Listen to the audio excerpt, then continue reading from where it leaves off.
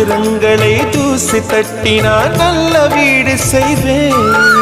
நட்சத்திரங்களின் சூட்டில் நான் உருகி போய்விடில் ஏன் செய்வாய்? உருகிய துளிகளை ஒன்றாக்கி என் உயிர் தந்தே உயிர் தருவேன். ஏ ராஜா, இது மெய்தானா?